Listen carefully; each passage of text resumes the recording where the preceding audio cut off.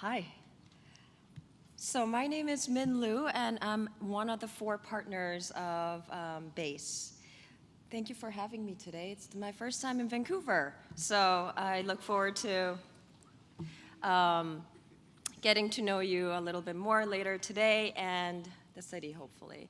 Today's sunny, so that's good. There's one thing that I've been wanting to do. It's on my bucket list. I'm going to make those guys in the back really nervous. So I'm going to do one thing. I've always wanted to do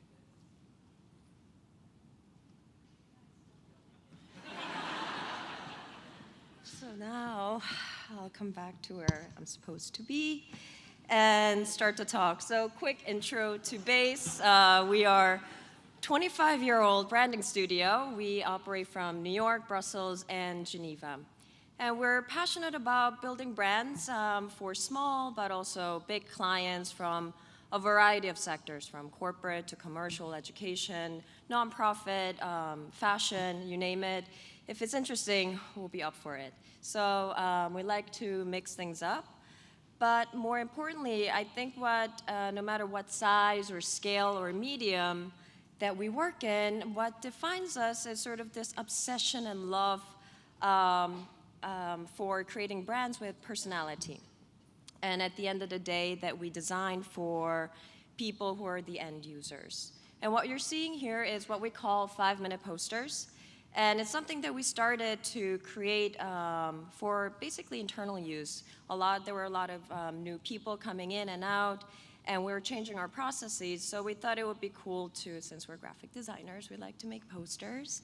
We thought we would, create these 5-minute posters, really easy and simple things that carry our simple thoughts, values, or approaches to design. And throughout the presentation today, you will see them as reoccurring items, so you know what they are when you see them. So getting into the topic, today I want to talk to you about how we can push our own boundaries and challenge ourselves to go beyond the preconceived notion and divisions. So I named the talk, Listen, Think, Write, Flex Your Design Mind. So funny, I promise. I know that earlier Dana also started with a similar anecdote. Promise I didn't just insert these couple of slides in the past couple of minutes. So anyway, you meet somebody, yes, the common thing is they ask you, what do you do? And I say, I'm a designer. And 9 out of 10 times, like Dana said, it's very true. You're like, oh, you're a fashion designer?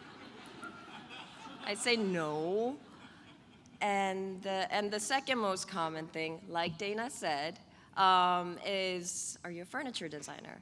No, and I say, no, I'm a graphic designer. And then you see their faces light up because they can talk about it in a somewhat knowledgeable way. They say, oh, so you make logos and websites, right? And I say, well, yes, that's what I do. But I also help companies define who they are. I help them design how they're going to look and feel like, and I help them decide where they're going to communicate. And the response is oh, wow, they pretend to be impressed, but at the same time kind of perplexed. Meaning that generally when people associate designers mainly with making stuff, formal things, but you know and I know that design is not so one-dimensional. Our communication landscape is not one-dimensional. It's getting more and more complex, more places to be, more things to say, more mediums to use. So because of that, or thanks to that, our professional landscape is also expanding, with more specialists being added to sort of this conveyor belt, and more silos, and I think divisions are created. And of course, those hot words people can brainstorm, iterate, collaborate to come up with great solutions. But most of the time, I find that the job functions and tasks are still divided by, mainly our job descriptions. So for years at BASE, I've been sort of battling this notion of conveyor belt. And of course, we have specialists in each and every given area, but I always ask my team to sort of push and stretch their various muscles while validating their individual sort of powers that they have. So that means strategists working with imagery, designers writing, writers strategizing. I mean, to deliver on their given area, but when you do that, I find that the outcome is much more fresh and surprising. So, no, you're not just a designer. Maybe this should go into your business cards, who thinks and works only on formal matters. I want to urge you today to not be defined by your job description, but use every part of yourself to create something great. And speaking of something great, we all want to do, right, great design. And we also usually associate great design with, obviously, great design skills, right? Just think about our common sort of educational, undergraduate education at art schools. They heavily center around formal design. And I think, while I think that the great design is obviously linked to great design skills, but it also relates to human skills. And when I say human skills, I don't mean people management skills, although they tend to help. What I want to talk to you about today is sort of like the very basic human capabilities that we all inherently have. And I think probably most elemental yet crucial part of design process that makes our work better. So for example, trusting your gut. What am I talking about? I'm talking about clients. You know, you have a lot of times people coming through your door who wants to work with you, and of course you are grateful and humbled that somebody wants to work with you and give work to you. But after meeting a meeting with that potential client, the little radar in your head goes off, and it says, "Don't do it." You feel like, you know, it's going to be a bad fit, or it can be a multitude of reasons. But what happens normally is that you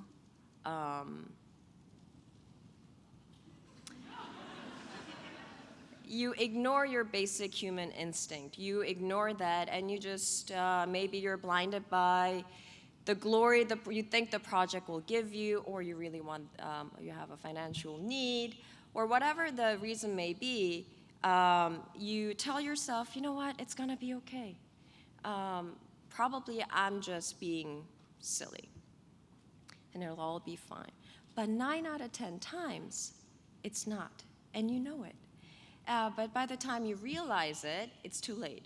You or your team are super stressed, a lot of late nights, a lot of revisions, a lot of rounds, and everyone is running like, you know, a bunch of chickens without a head, constantly being reactive. And think about it, it's just all like bad all around. You're unhappy, your team is unhappy, it won't be profitable because you're doing so many rounds or you're spending so much of your energy trying to get out of it at the end of the day. And these types of bad situations never, ever, ever leads you to good work. So, and there's no glory with bad work. So when you feel the instinct kicking in, don't ignore it. Trust your instinct. And don't complain about your clients because you chose them.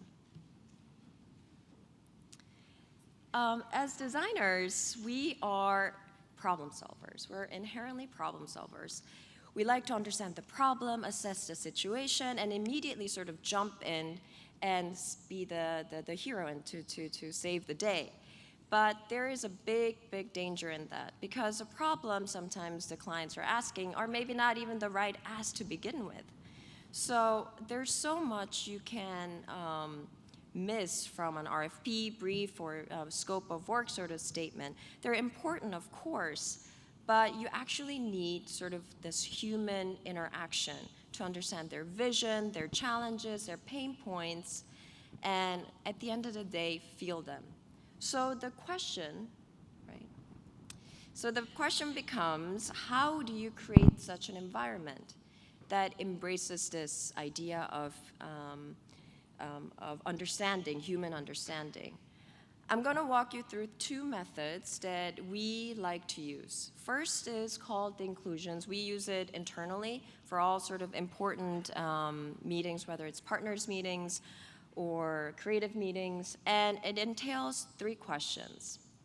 The first question is, what is my energy today? I mean, it's sort of a stupid question, right? It's like forcing you to say, how are you? How are you doing today? Why do we ask that? It's really important because by allowing or asking or forcing somebody to answer this question, and everyone in the room, if you're a participant in the meeting, has to say something, it gives an equal seat at the table. Because, I mean, this might sound familiar, like whether it's in your organization or your client's organization, there are 1 or 2 people who constantly talk, and the rest of us are in the back seat. So by allowing from the very beginning to let everyone talk and have a voice, you'll be surprised what kind of signal it is giving. Second question we ask are, what are my expectations for the meeting? And this is to prevent confusion or misalignment at the beginning of the meeting rather than at the end of the meeting that leads to another meeting. And finally, the third question that we ask is, what will be my contribution? And if you are in a habit of doing this, it's quite fascinating. People start to come prepared. Because how many times can you say, well, I'll give my 2 senses and my common sense? So the quality of the meeting goes up. And we do this also with our clients, especially at the beginning of a relationship, like a kickoff meeting. Our kickoff meetings are usually in a form of workshop with the entire team from both parties, so the entire conveyor belt on our side as well as the client side. We force them to be together for 2 or 3 hours. And the method that we use is this great thing that Walt Disney invented. It's called the Disney brainstorm method. And I read that he used this to create storyboards with the writers. And it entails 3 rooms. So I think they had physically, like 3 physical rooms that you had to go from one room to another. For us, it's more of a hypothetical imaginary rooms. And we start with the dream room, where you talk about, basically, we project into the tomorrow, your wildest dreams, and nothing is a bad sort of stupid thing to say. And it allows people to project every one of them into the future of what they envision. And then we move into the realist room, and you can talk about today, the problems, the challenges that you face today. And then finally, we move into sort of the critic room, where you can poke holes to the challenge or the vision. And in one sitting, in about like 2-3 hours, which is quite a short amount of time, we identify the ambitions as well as the challenges and discuss as a big group how we can go from point A to point B. And these moments are fascinating and profound because not only do we like really learn about the company, but we get a sense of the company culture, you know, and the personalities and the dynamics between the various members. And whether there is, and this is really important, whether there's really true alignment or not. Because when you ask a client, is there alignment? The answer is, of course, of course. But when you go through this kind of exercise, you start to understand how you can navigate the dynamics of the companies or different sort of stakeholders to lead us and for us to navigate that through to lead to good work. So I'm going to show you a bunch of different projects. Do you as a designer ever feel like you're pixel pushing late at night, moving things to the right, moving things to the left, making it big, small, yellow, kind of orange, kind of red? You're working, but you're really not working. You're just wasting your time, right? Or have you ever been asked to create option for option's sake, basically? We don't really need one, but we just have to fill the pages. And I think that's when design becomes sort of making things pretty, or decoration, or basically subjectivity. We've all been there. Oh, I forgot to. I just wanted to make you guys laugh. So I'd like to walk you through our thinking process we've done for Museum of Sex. What you see here is a little snippet of the variety of internal explorations we've done for the museum before we landed on one option that we presented and has been accepted. So Dan Gluck, the director, came to us and he said, I'm really ready for a rebrand. I think I need a rebrand because I have a problem. So for the past 13 years, Dan's been really busy establishing and growing the institution, but over the course of 13 years, somewhere, somehow, he felt that the museum was being misunderstood, right? He felt that the public saw the museum as a novelty, a repository for pornography, basically. While in his mind, this museum offered like a great depth and breadth of programming that saw art, fashion, society, technology, history, all kinds of great things, basically humanity through the lens of sex. So he said, I think I could maybe solve my issue through rebranding and repositioning. So the first thing we did, we sat down together and an afternoon kind of revisited the mission statement and landed at the description of the museum as a creative breeding ground, where new ideas and new perspective and new experiences that he was creating and curating and presenting were all happening. And so and we felt that, the play on procreation and sex and all that felt really, really good. And he's like, yes, this is actually what the museum is trying to do day in and day out. And so against this mission statement, we said, all right, let's look at what we've got. So we started to look at their name and the branding. And when he came to us, he was using very incoherently a long version and a short version.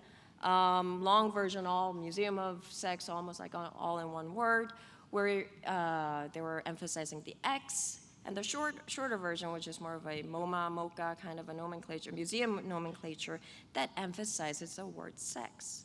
So by highlighting the X or the word sex, it only further emphasized the obvious sort of connotation that came with those moves. So no wonder the public thinks you're a repository for pornography. So based on that thinking, this became the new logo. For me, it was less about the X or the sex. Each word, Museum of Sex, they were equally important. And by spelling it out with spaces, I felt that we were recalibrating sort of the relationship between these three words. And earlier you saw, this visual expression mood boards, which were very, very designy and expressive, and us as designers were like, let's make something cool. But what we presented at the end, this option that positions the museum more as a sort of a framework, a breeding ground, a context. While this is visually bold and has a presence, I think it's very straightforward, because we didn't want the museum itself to be the expressive part. What we wanted to do ultimately was just spell out the Museum of Sex and insert between those words images. You can put any sort of images, and something will happen. That the image and the word, the name of the museum, will be in sort of a dialogue. And everything, if you saw one image alone without the Museum of Sex versus seeing it with those three words, we felt that it recontextualized everything through the idea of sex. So the system can encompass content or specific information about the show. It can also work on a brand level.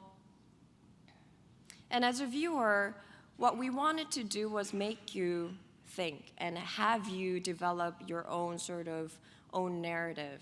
And you read into what you want to read into. And what you're going to read into is going to be different from how I would read into it. And we felt that not only express the richness of the museum, but the communication system in itself was acting like the museum. It was provoking, engaging, and triggering the viewers to think about the museum where ideas can be made. Second project that I want to walk you through is it's a story about Terminal 4 at JFK International Terminal. Why does traveling have to be so dreadful? Some of you might ask, why does a terminal need a logo or a brand, right? There's a very specific reason. So Terminal 4 at JFK is the only terminal in all of North America that is privately owned. So when everyone started to call Terminal 4 the Delta Terminal, who occupies 50% of this huge terminal, JFK IIT, the management company, the owner of the terminal, was not happy. No, wait a minute, this is not a Delta Terminal, it's Terminal 4, it's ours. Along with 60 other airlines who were flying out of Terminal 4, they were not happy. So Gert Jan, the CEO of JFK IIT, asked us to design an identity because he wanted to be identified as Terminal 4. And in doing so, he said, I really want to personify the terminal through the branding efforts. So we did the inclusions, we did the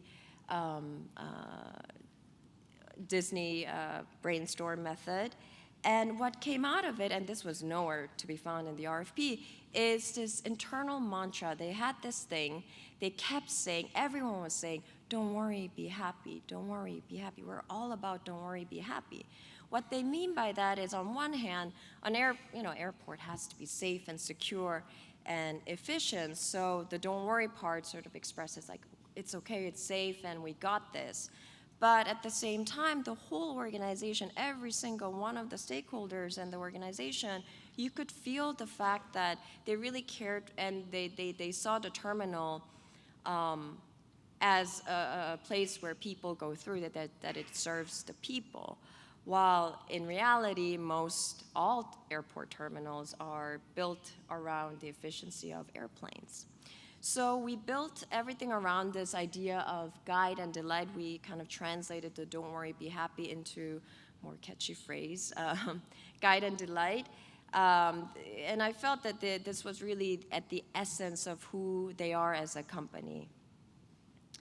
And it's funny how once you have an idea in mind, you can kind of like post-rationalize anything into it, and as we started to go to the terminal a lot, we saw, oh my God, the super cool graphics that guides the airplanes to the airport, or it's sort of this like jet engine stream where it's like, oh my God, guide and delight, it's lines and it makes sense. So we literally took that. On one side, the rational and the serious, and the other side, the emotional, festive, and the fun.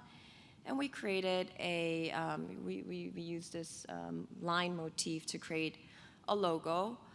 And then we sort of said, why don't we create a typeface that is open and light and kind of talks about and implies the idea of a journey. Start to use everywhere, outside. Annual reports. It was really important for them that the identity, and you'll see what I mean, the identity had sort of a spectrum. On one side, they are an aviation controlling management company, so it had to be kind of corporate. It had to have sort of a gravitas and a seriousness and trustworthiness. But also, on the other hand, because they were servicing in a public large space, people, they wanted to be also very expressive. So more corporate materials, but it becomes more of like a language rather than a static logo that you stamp over again and again and again on everything. And where we started to have real fun is inside the terminal. So as you go through the check-ins, messages from T4 starts to appear. Looked at a lot of quotes, and we were obsessed about like, what can we actually say that doesn't, say T4 over and over again. And so we, once you go through the security into the departure area, as you're waiting for your plane to take off, you can kind of take a look at, think about the idea of travel. And sort of the lines naturally extended into illustrations. So once you go into the terminal itself, you don't really see the logo. Sometimes functional and entertaining. This is the characters become really much more present around the concession center. And it allowed the brand to be approachable and easily, I think, recognizable throughout the whole terminal, which is a big, big terminal, and unifies this space without being too corporate. And we try to find moments like this.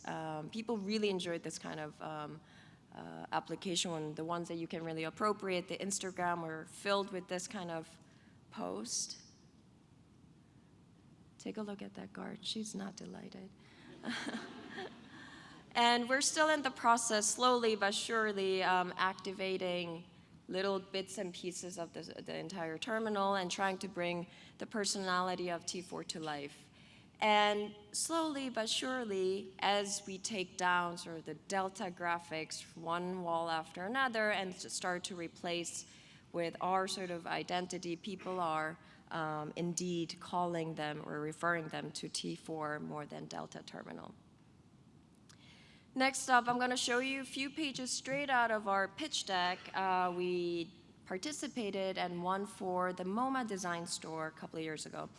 In this case, since it was a pitch, no meetings, we just had an RFP, 5-pager RFP, no listening, no inclusions.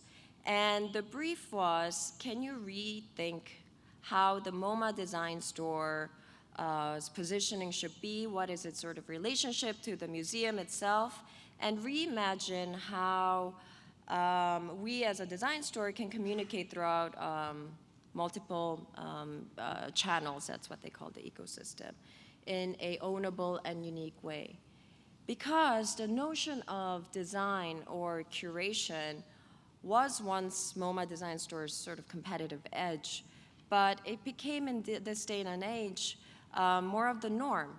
The category became congested. Think fab.com in its heydays, Designers Within Reach, or even platforms like Canopy. So what they wanted to do was really solidify sort of their identity and differentiate themselves utilizing their communication. So how do you even start such a project? So we started with the name. We like looking at the name as of first go-to, MoMA Design Store. And immediately, it was so obvious what their competitive edge was. It's MoMA. You have MoMA in your name. And what sets them apart is that they're not just a design store, but the MoMA's design store. But we couldn't really ignore the part, because the design store is not the museum itself. We had to acknowledge the fact that they are a commercial entity. And in that, we said, why don't we? That is who they are. They have this inherent contradiction. So why don't we embrace that? And what we mean by is, like, if you think MoMA, you think high culture, highbrow, serious art, knowledge, and all those things that you associate with modern art or any art. If you think shop, it's fun, it's low culture, it's commercial. And so we felt that we should use this tension and play with this tension that makes up who they are as a brand. And that led us to this quite simple, idea that the MoMA Design Store is a place where you can shop the unshoppable. Just like the museum itself, they would do it through art. The store should sell stories instead of just objects, emotions, and educations and surprises. And so using this strategy and this concept, we created this hypothetical shopping list to prove out the point that this concept has legs. So for example, shop stories, I'm gonna flick them through. Don't sell products, sell stories behind it, because if you tell those stories, the value of that object and the way you look at that object increases much more. You can shop MoMA, create this sort of feeling that you can bring a piece of collection into your home. shop rarity. The point of this was, of course, like I was saying earlier, to prove the point of the concept shopping the unshoppable, but we also wanted to show that just by using Franklin Gothic, but each and every time, depending on what the basic idea was, we can utilize graphics, we can utilize different sort of art direction, and it was really more about the idea that you can create, through the idea, a variety of different look and feels. And instead of being very homogeneous, you can engage and communicate about your objects in a surprising way. So this one was illustrating Shop the Show.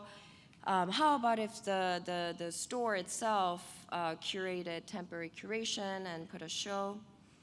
We took Kanye West, but we also illustrated Paolo Antonelli or Murray Moss. And they would be able to do this and still be totally convincing because you're the MoMA design store. In the world of content, you should definitely be part of that content communication. And even if you're straight up selling, have a personality, be memorable. And always evoke something more. We love the idea of like the masters to go. And I'll always communicate with an idea. So as we continued work with them over the course of, I think, 2 years, we created an internal mantra for them. If you sell something, you have to say something. And as much as we told ourselves as designers, if you're designing something, say something, have a point of view. It makes the design so much easier. So we all write emails and we write. We post things online. But how many of you actually use writing in your design work?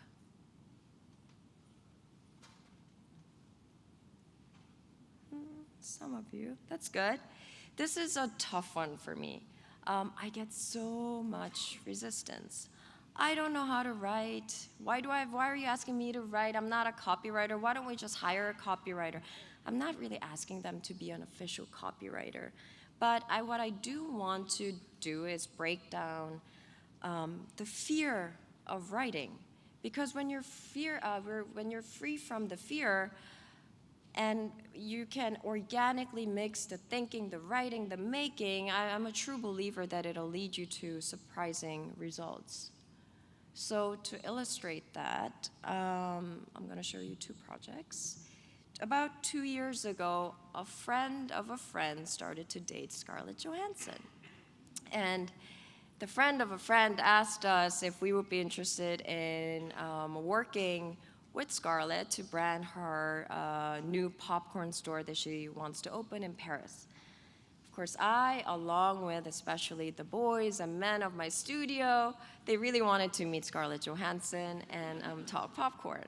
And I also wanted to go to Paris, so I said, yeah, let's do that.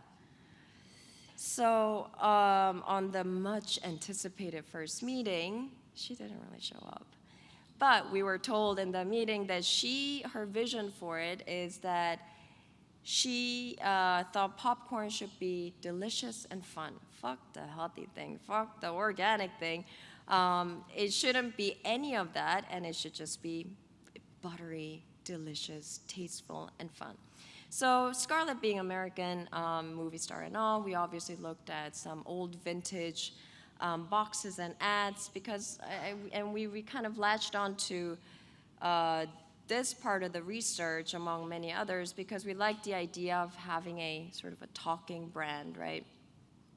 And inspired by these, we started to write silly things. There was a bunch of us kind of talking about what is pop, how can we talk about pop, and write them out in fun typefaces because while we wanted to pay homage to sort of this nostalgic vernacular, we also wanted to kind of make it a little bit more contemporary, and we wanted to reinterpret it, basically. So we did some typographic popping, and it's casual, effortless, and fun, just like popcorn should be. And we had a logo of some sort. So yeah, the brand was called Yummy Pop. But for me, it was more about the tone and sort of the fun attitude of this idea of popcorn meets a famous movie star in Paris, expressed through sort of the collection of various elements, the graphic elements. Excuse me. And one of the things was like, I love the fact that it wasn't healthy. In the era of healthy, so we convinced the team over there to like create a tagline and just like declare it's not healthy, but still eat it. So this is at the store. Here's Scarlett serving on the opening week. And inspired by the Willy Wonka's golden chocolate bar, we said, oh, why don't we create golden popcorn? They can get free popcorn for a year. More Scarlett at the opening. And it was, it was really a fun, quite difficult but fun journey. But I still haven't met Scarlett, so I feel like the project, it's not done yet for me. This is one of my favorite projects. The couple at the center, they're a real couple. They bought this beautiful house, the three-story and a basement house that was sitting on, their address was 13 Grand Mart Street. And they lived at the top floor, and in the lower floors, they wanted to sort of fill the entire building with just things that they loved. So they had an art gallery, they had a fashion boutique, and in the basement that leads up to a garden, they had a restaurant. They're such a lovely couple. They did everything together, and their life and their work was so intertwined, and they really truly believed that there should be a place in this world where good things in life are all living together. So when you come across such an authentic, real life story, you really don't want to fuck that up with these bad design choices, right? At least that was my fear. And so the starting point of it all was, why don't let's focus on telling the story, their true story, by way of branding. Instead of starting with the brand to fit them, we just start with them and let that become the brand itself. And we didn't really want to lean in too much into design. So the identity was super simple. So poetic phrases, something but that it's all linking back to either the place or the couple. And all we did was capture those phrases and sign it with the address, Grand Mart 13. And I'll let you create your own images in your head, because I find that this project, the less I talk, the better.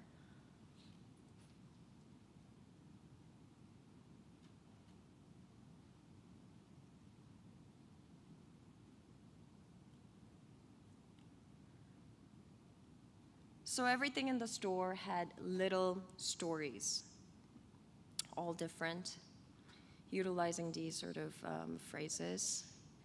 And it's always nice to find out that this became a cult. Like, people started to collect and they didn't throw away the hang tags. It's kind of cool, always, for a graphic designer. And it's sort of a never-ending system.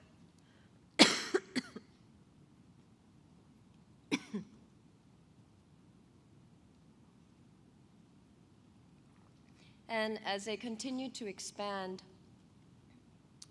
and open other locations, we're continuing to build the brand. And it's a lovely project because all you have to do is like, oh, let's have a good conversation, which inspires us to write these phrases. And we build our brand by just telling more stories. So I'm going to continue exercising my very basic human muscles to strive great design, and I hope you too. Hopefully I've convinced you a little bit. And I leave you with this beautiful quote by this guy, and it goes, The mind, once stretched by new ideas, never returned to its original dimension. Thank you.